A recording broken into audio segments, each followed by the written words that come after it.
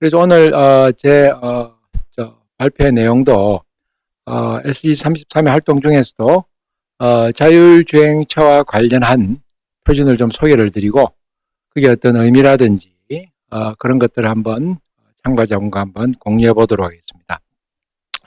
우선 33은 의장은 아우디의 톨센 레온하르트라는 사람이 맡고 있고, 여기 간사는 독일 자동차 공업협회의 필립 니어만이 담당하고 있습니다. 작업반이 모두 10개가 있는데 뭐 이렇게 이제 번호가 연속적이지 않은 거는 과거에 있다가 없어진 것도 있고, 그래서 이제 이렇게 번호가 2부터 16까지 불연속적으로 존재합니다.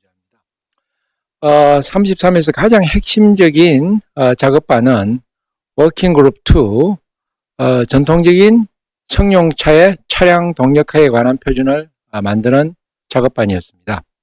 그와 병행해서 작업반 넘버 6, 여기는 Vehicle Dynamics of Heavy Commercial Vehicle and Buses, 승용차와 어떤 그 트레일러 등으로 연결된 버스라든지 이런 거는 좀 동력학적 특성이 다르기 때문에 주로 이제 다르게 작업을 했습니다. 이 두 개가 워킹그룹 2와 워킹그룹 6가 지금까지의 가장 핵심적인 역할을 했습니다. 근데 최근에 워킹그룹 3라든지 워킹그룹 9, 워킹그룹 11, 워킹그룹 16 이런 새로운 작업반이 만들어졌습니다.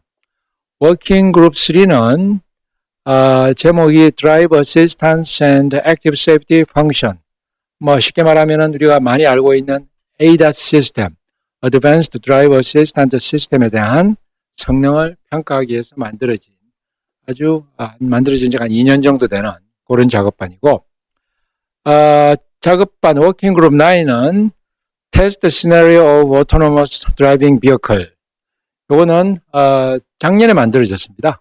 작년인가 재작년 말인가 만들어졌는데, 밑에 제가 코멘트를 붙여놨습니다만은 지금까지 SC33에 중국이 한 번도 참석하지 않다가 2018년 말에 갑자기 나타났어요. 해서 제안한, 당장 잘 그러지 않는데 작업반 하나 만들자 해서 야심차게 테스트 시나리오 오브 오토노머스 드라이빙 비어클, 제가 보기에는 엄청나게 큰 작업범입니다. 이걸 만들겠다고 새로운 작업반이 만들어졌고, 뭐 어떤 결과가 나올지는 모르겠습니다만 지금 굉장히 활발하게 표준 개발이 이루어지고 있습니다. 그 다음에 워킹그룹 11 시뮬레이션은 제가 컨비너를 담당하고 있습니다만 자동차가 과거의 어떤 패시브한 시스템에서 ADAS와 같은 능동 제어 장치가 포함됨으로써 자동차 주행 시험이 참 좀 어려워져 갑니다. 굉장히 가혹한 조건에서 시험을 하다 보니까 시험의 비용이라든가 이런 게 굉장히 많이 들고, 그 다음에 어떤 타입 어프루벌이라든가 서티피케이션 목적을 위해서 거의 동일한 동력학적 관점에서는 동일하지만은 엔진 형식이나 뭐 어떤 차 타입, 말하자면 세단이냐 외건이냐 이에 따라서 전부 다 해야 돼요. 실험을 다 반복해야 되는 이런 이런 면이 너무 어려워서 실차 주행 시험을 시뮬레이션으로 대체하자라는 관점에서 워킹그룹 11을 만들어졌고, 예상하기로 작업반 시뮬레이션의 어떤 차량 동력학 특성의 응용은 앞으로도 상당히 확대가 많이 될 것 같습니다. 왜냐하면 자율차 시험이 굉장히 복잡하고 차 한 대가 아니고 뭐 행인도 와야 되고, 경우에 따라서는 간섭 차량이 들어와서 컷인도 해야 되고, 앞에서 갑자기 어린이도 튀어나올 거고, 자전거 탄 사람도 지나갈 거고, 그래서 이런 시뮬레이션이 필요한 분야가 되겠습니다. 그 다음에 워킹그룹 16은 Active Safety Test Equipment, 금방 말씀드린 바와 같이 자율차의 시험을 하기 위해서는 굉장히 복잡한 여러 가지 조인이 많이 필요합니다. 시험 차량도 있고 간섭 차량, 뭐 어린이, 심지어는 지금은 동물도 나오죠. 갑자기 이제 사슴이 튀어나오는 거. 이런 거 할 때 여러 가지 실험 어떤 대상 간의 어떤 싱크로나이제이션 문제, 어떤 동작을 일치화시키는 거, 또 불가피하게 충돌이 일어날 수밖에 없는데 어떤 더미의 안전성이나 재사용 문제. 그래서 어떤 실험을 하기 위한 시험 장치와 관련된 이런 작업반도 만들어졌습니다. 그래서 표준개발 현황을 보면은 자율주행차에 대한 표준개발 수요가 증감에 따라서 새로운 작업반이 많이 만들어지고 또 과거에 뭐 브레이크 관련 작업반이 있었습니다만 별로 활동이 미미했는데 다시 새로 재가동되는, 그래서 활동이 활발하게 되고 작업 범위가 확대되는 그런 양상을 보이고 있습니다. 그래서 지금까지 약 103개의 표준을 만들었고 지금 현재 27개의 새로운 표준이 개발되고 있습니다. 상당히 활발한 활동을 보여주고 있습니다. 서로 작업의 연관성을 본다 그러면은 SG33에서 제일 중요한 부분이 차량의 동특성이죠. Vehicle Dynamics, 승용차건 어떤 상업용 차량이건 요 실험을 바탕으로 그 다음에 이제 시뮬레이션이 쓰일 수가 있겠습니다. 시뮬레이션이 쓰일 수 있고, 그래서 요 결과가 두 개 뭉쳐져서 브레이크라든지 컴포넌트 혹은 테스트 이퀴프먼트, 말하자면은 뭐 덤이라든지 어떤 그 시험 장치라든지 혹은 지금 중국이 주장한 바와 같이 어떤 자율차의 평가를 위한 통합화된 시나리오를 만들어 보자, 이런 여러 가지 시나리오를 만들어서 표준을 만드는 이런 흐름을 보여주고 있습니다. 다음부터는 개별 작업반에서 어떤 표준들이 만들어지고 있는가, 이걸 간략하게 한번 살펴보고 필요한 경우에는 어떤 그 표준의 어떤 핵심적인 내용을 한번 설명을 드려보도록 하겠습니다. Working Group 3는 제목이 Driver Assistance and Active Safety Function. 그래서 가장 기본적인 임무는 ADAS 시스템이라 말하면 지금 현재 우리 많이 쓰이는 차선 유지 보조 장치, 혹은 Adaptive Cruise Control, 혹은 긴급 제동 장치, Autonomous Emergency Braking, 이런 ADAS 시스템에 대한 성능을 평가하기 위한 방법에 대한 표준을 개발하고 있습니다. 그래서 현재 아직 완성된 표준은 없고 지금 표준이 3개가 개발 중에 있습니다. ISO 22735는 레인 키핑 시스템의 성능 평가를 위한 거고, 요 프로젝트는 우리나라가 프로젝트 리더를 담당하고 있습니다. 그 다음에 2733-1과 2733-2는 파트 2와 파트 1과 파트 2는 두 개로 나눠 있는데, 파트 1은 카2카, 이게 이제 유로 엔캡에서 말하는 그 시험을 말하는 겁니다. 카2카고, 파트 2는 카2 피데스트리안에 대한 표준을 다루고 있습니다. 그래서 기본적으로 요 세 개 표준 모두는 사실은 유로 엔캡의 시험 방법을 그대로 인용하고 있지만은, 차이점은 유로 엔캡의 시험의 유일한 목적은 차에다가 별을 부여하기 위한 스타 레이팅의 목적입니다. 이 별 5개냐 별 2개. 그래서 시험의 결과가 어떤 자동차의 성능을 평가하기 위한 게 아니고 어떤 일정한 기준을 충족하느냐 안 하느냐 이것만 따집니다. 그래서 요 시험이 도입되었지만 많은 제작사의 입장은 이것만으로는 AB라든지 혹은 레인 키핑 어시스턴트 시스템의 성능을 평가하기 어렵다. 그래서 유아는 이 시험 방법을 그대로 인용을 하되 성능을 평가할 수 있는 새로운 방법을 만들어 보자 하는 의견이 있었습니다. 자, 예를 한번 들어보죠. 유로엔캡 시스템에서 유로엔캡에서 평가 항목 중에 ABS, Autonomous Emergency Braking 시스템의 평가 방법이 있는데, 예를 들어서 아래 그림에 보면은 유로엔캡의 시험 방법 중에 하나인 Car2 Pedestrian Farside Ordered 50%. 이거는 무슨 얘기인 거니까, 자동차가 여기서 일정한 속도로 주행해 올 때 far side, 운전자로 볼 때 왼쪽에 있는 요 더미가, 운전자에 있는 요 더미가 뛰어갈 때는 시속 8km로, 걸어갈 때는 시속 5km로 움직여서 주어진 차의 속도에 따라서 아무런 액션이 취해지지 않으면 50이란 말은 정확하게 차의 범퍼의 가운데에 접촉하는, 이렇게 이제 더미를 제어하는 거죠.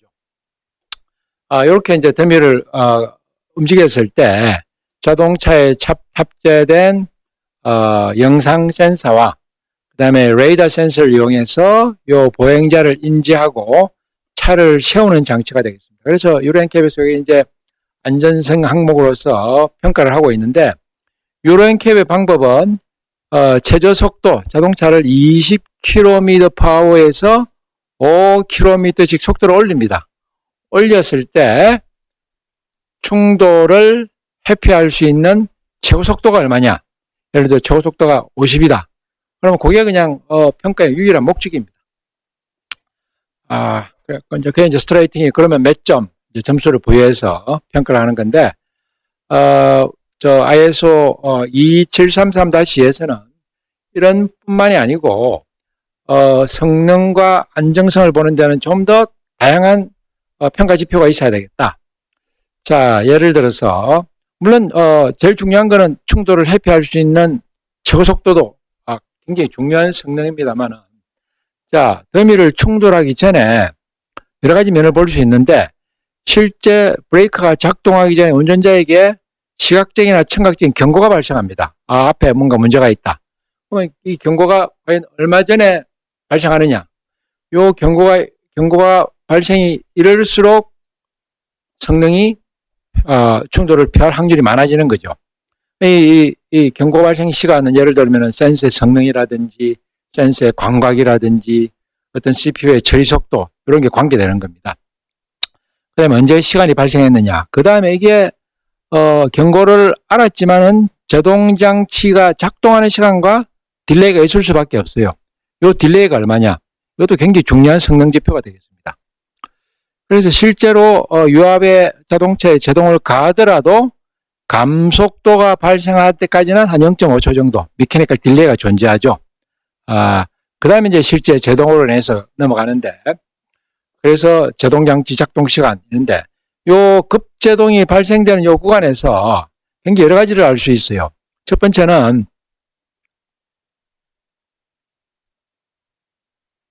충돌 직전에, 충돌 일어나기 직전에 차량의 종방향 감속도와 감속도 증가량의 어떤 시간 함수와 최대값, 여기서 이제 정제가 시작될 텐데, 이제 어떤 감속도 프로파일을 알 수 있는 거죠. 감속도가 어떤 초기에 빨리 작용하느냐, 빨리 작용하는 거 좋겠죠, 그죠?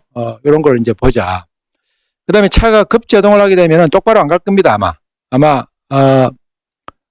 직진으로 안 가고 이렇게 옆으로 벗어나거나 할 텐데, 그 경우에 차량의 안정성을 평가하기 위해서 차량의 요 속도라든지 혹은 요 속도의 최대값, 그 다음에 실제로 이제 직선 주행과 이만큼 벗어나기 때문에 횡방향 이탈거리라든지 이런 것도 중요하고, 그 다음에 이제 그 전문가들이 굉장히 중시 여기는 게, 아마 이런 차량의 대부분의 경우에 차선 유지 기능, 다시 말하면은 핸드 조향, 차선을 유지하기 위해서 조향 코렉션이 일어날 텐데, 이 조향, 이때 조향 토크와 조향 휠의 각속도를 측정할 필요를 느꼈습니다. 그 이유는, 가장 큰 이유는 레인 키핑 시스템, 즉 차선을 유지하는 기능이 작동하더라도 제일 중요한 거는 운전자가 항상 오버라이드, 나는 이 상태가 불안하다 그러면은 자동차의 자율적인 작동을 멈추고 운전자가 제어를 할 수 있어야 되죠.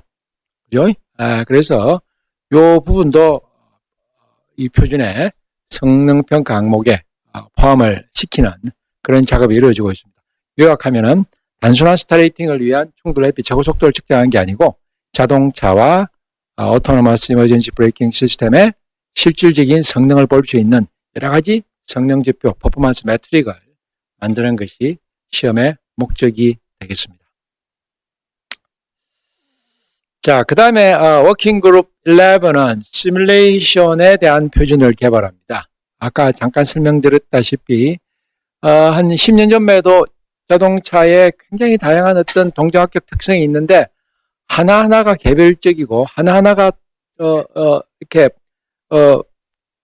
서로 다른 특성을 보이기 때문에 어떤 한 가지 특성을 알기 위해서는 반드시 그게 맞는 비용과 시간이 많이 들고 준비 기간이 많이 걸리는 실차 주행 시험을 해야 한다고 생각하고 그렇게 했습니다. 자, 근데 자동차에 ADAS가 붙기 시작했죠. 예를 들면은 ESC가 붙는다든지, 혹은 긴급 제동 시스템이 붙는다든지, 혹은 레인 키핑, 차선 유지 장치가 붙으니까 과거의 차량 동력학 시험 방법으로는 자동차 성능을 알 수가 없어져 버린 거죠. 그래서 시험이 굉장히 과격해지고, 굉장히 어떤 운전자가 타고 잘못하면 전복이 일어났을 정도의 과격한 시험이 요구됐습니다.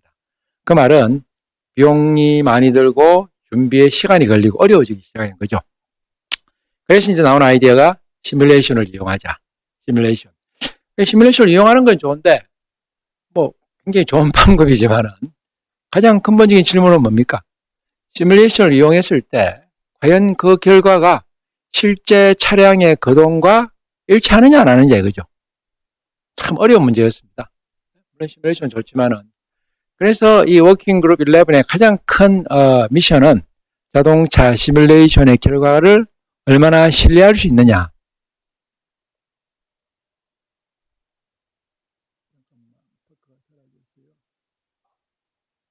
네, 그냥 하겠습니다. 그래서 가장 기념비적인 표준이 2016년에 만들어진 Signed Dual Stability Control Testing. 그 다음에 똑같이 만들어졌습니다. Vehicle Dynamic Simulation Validation의 Steady State Circular Driving Behavior. 그래서 19365와 19364의 목적은 두 개가 짝을 이루어서 그 당시에 거의 강제 법규화되어 있던 ESC, 지금은 거의 모든 차에 다 붙어 있습니다. 하지만은 Electronic Stability Control System의 형식 승인을 위해서, 예를 들면 우리나라 승용차가 유럽에 팔기 위해서 형식 승인을 받아야 되는데 2.0 엔진도 별도로 받아야 되고 2.4 엔진도 별도로 받아야 되고 세단도 받아야 되고 외건도 받아야 되고 너무 비용이 많이 든 거죠. 그래서 이 시험을 대체하기 위해서 처음으로 2016년도에 만들어졌습니다. 그게 만들어졌고, 그 다음에 이제 올해 새로운 프로젝트가 시작되어 있는데 자동차의 동적 특성을 이해하는데 정상원선의, 즉 스테디 스테이트에서의 특성도 중요하지만은 그 다음에 횡방향 과도 응답 특성, 즉 자동차의 조향을 했을 때 어떤 시간 영역이라든지 프리퀀시 영역에서 자동차의 특성도 자동차의 동력학을 결정하는 굉장히 중요한 요소죠. 그래서 2140은 자동차의 가장 기본적인 특성인 Lateral Transient Response에 대한 시뮬레이션을 검증하는 프로젝트가 되겠습니다. 현재 진행 중이고, 그 다음에 ISO 11010은 그러면은 뭐 자율주행차 자동차 시뮬레이션이 여러 가지 단계가 있을 텐데, 그럼 매 시험할 때마다 뭐 다 어떤 시뮬레이션의 어떤 검증 기준을 만들어야 될 것이냐? 그러지 말고 각 시나리오별로 어떤 종류의 차량 모델이 필요하고 그 모델에는 어떤 컴포넌트가 있어야 되는가? 굉장히 종합적인 한번 접근을 해보자 해서 독일이 제안해서 이 프로젝트가 현재 진행이 되고 있습니다. 그래서 예를 들어서 워킹그룹 11의 ISO 19364 같으면은 제목이 Vehicle Dynamic Simulation and Validation Steady State Circular Driving Behavior입니다. 뭐 이렇게 좀 전문적인 용어인데 차량을 어떤 반지름이 일정한, 예를 들면 한 50m 반지름이 가지는 원형 주로를 동그랗게 페인트로 그려놓고 그 주위를 벗어나지 않도록 운전자가 운전하면서 속도를 점점 올리는 거죠. 말하자면 행방향 가속도를 증가시키는 겁니다. 그럴 때 속도를 점점 올리면 기본적으로 X축이 횡방향 가속도에 대해서 Y방향이 운전자가 조향을 해야 될 조향 각도가 나옵니다. 그래서 일반적인 거동은 행방향 가속도가 올라감에 따라서 조향각이 증가하다가 어느 순간에는 그냥 너무 과도한 언더스티어가 발생하기 때문에 핸들을 그냥 중립까지 가야 되는, 이게 이제 리밋 언더스티어고, 반대로 행방향 가속도가 증감에 따라서 어느 순간에는 아무리 핸들을 꺾어도 조향이 되지 않는 리밋 오버스티어 이런 경향이 일어나는데 상당히 그 자동차의 고유조향 특성을 하는 기본 실험인데 그때 이제 그 표준에서 한 방법은 가운데가 시뮬레이션이에요. 가운데가 시뮬레이션이고 시뮬레이션은 항상 동일한 값을 주기 때문에 시뮬레이션을 기준으로 어퍼 바운다리와 로어 바운다리를 정하고 실험한 결과가 모두 요 바운다리 안에 들어와야 된다. 이런 기준을 제시했습니다.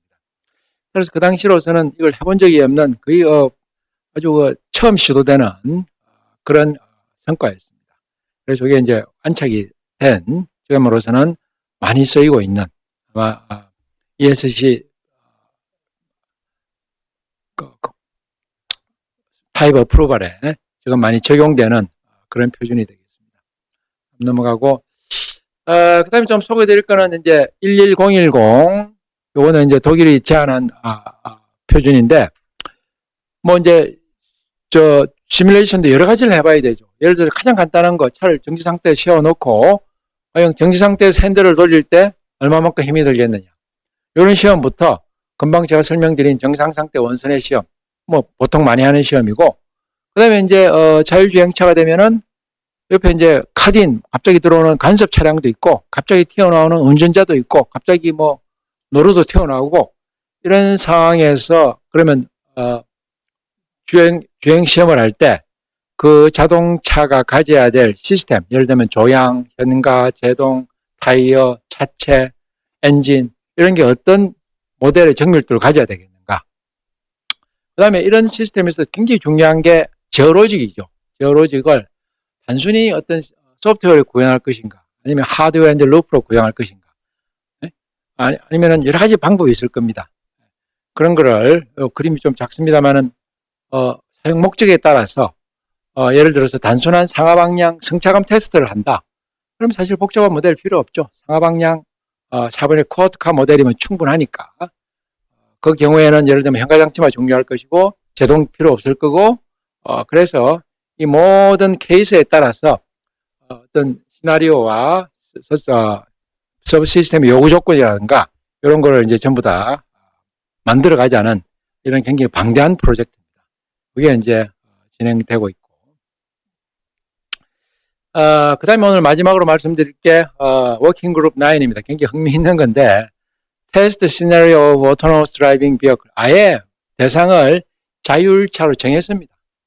그리고 목표가 자율차의 평가 시나리오를 어떻게 만들겠느냐. 지금 현재 아이디어는 실제 자율차와 관련해서 사고 데이터를 분석하지. 그죠? 예를 들어서 카딘 옆에서 차가 들어올 때 사고가 난다든지 아니면 운전자가 무의식적으로 우회전할 때 보행자를 친다든지 아니면 미끄러워서 넘어진다든지 아니면은 자율차의 센서가 고장나서 고장난다든지 이런 사고 데이터를 기반으로 자동차의 자율주행차 레벨도 정하자. 그죠? 레벨 3냐 레벨 4냐 여기에 따라서 그다음에 굉장히 놀라운 목표는 이거를 시나리오를 자동으로 만들어내겠다. 지금까지 우리 자동 자율주행 어떤 차량 동력학적 시험 방법은 어떤 특정한 한 가지 동특성을 보기 위해서 그 특성을 끄집어낼 수 있는 특별한 시험 방법을 만드는데 반면에 이거는 그거를 지금까지 포함할 수 있는 모든 시나리오를 만들어내겠다. 그런 방법이 되겠습니다. 프로젝트가 승인이 되었고 파트 1 제너럴, 두 번째 테스트 시나리오, 그 다음에 스트럭처, 그 다음에 테스트 케이스를 만들어내는 쉽게 말하면 내가 뭐 예를 들면 우리나라 강남구에서 레벨 4 자동차를 밤에 여러 가지 간섭 차량이 운전할 때 이거를 제일 잘할 수 있는 시나리오가 뭐냐 이걸 만들어내겠다 이런 아이디어입니다. 상당히 야심만만한데 상당히 논란이 많았습니다. 과연 가능한가 안 한가. 그래서 약간 개념만 보자 그러면은, 자, 여기 등장하는 엘리먼트가, 상부 요소는 제일 큰 엘리먼트가 environment, 그 다음에 환경, 그 다음에 도로, participant. 환경이라는 거는 장애물이라든지, 트래픽이라든지, 밤이냐 낮이냐, 추우냐,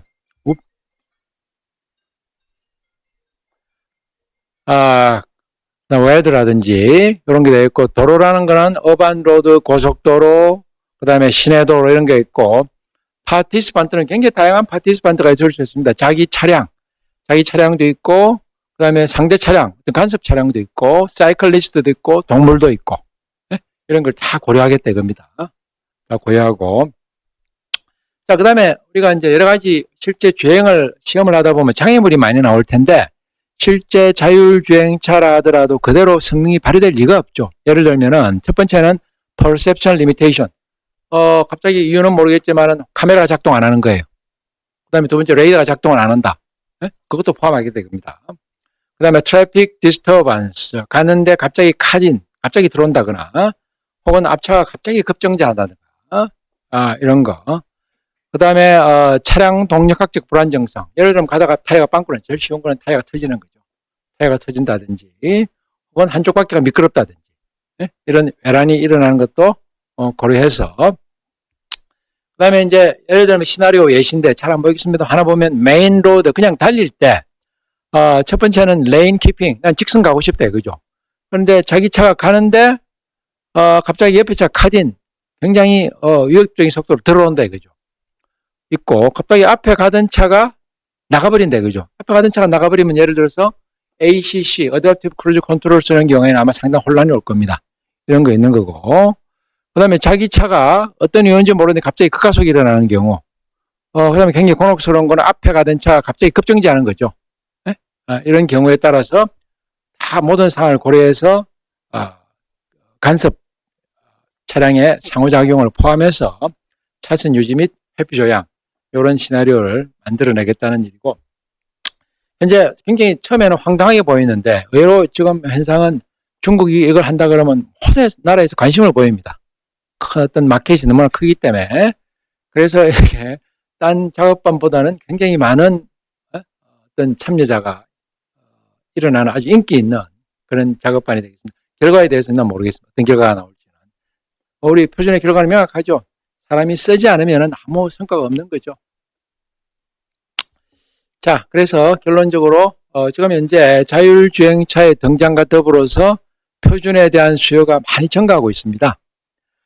이러한 표준의 수요가 증가함에 따라서 과거의 전통적인 차량 동력학적 표준이 아니고 예를 들어 시뮬레이션이라든지, 그다음에 심지어 자율주행차 시험을 위한 시험 장비에 관한 표준도 필요하고, 그다음에 자율주행차의 종합적인 성능을 평가하기 위한 주행 시나리오, 워킹그룹 9과 같은 이런 이전과 다른 새로운 표준이 개발되고 있습니다. 그리고 차량 동력학 분야는 전통적으로 자동차 생산의 강국, 특히 독일, 프랑스, 그 다음에 미국도 좀 참여했고, 이런 전통적인 강자가 있었는데, 지금은 판도가 바뀌었습니다. 예를 들면 우리나라도 참여하고, 스웨덴도 들어오고, 중국의 전문가도 들어오고, 여기서는 안 옵니다만, 언젠가는 또 이스라엘의 모빌아이도 들어올지도 모르겠습니다. 그래서, 자율주행차의 표준 개발이 활성화됨에 따라서, 작업 범위가 확대되고, 세분화되고, 전무되는 추세가 있기 때문에, 앞으로는 차량 동력학계는 전통적인 분야뿐만 아니라 차량 컨트롤, 그 다음에 실험하는데 데이터 통신, 차 간의 데이터 통신, ITS와 관련된 데이터 통신, 그 다음에 센스 및 계측 장비 이런 것과 관련된 다양한 전문가의 참여가 요구되는 그런 상황을 맞이하고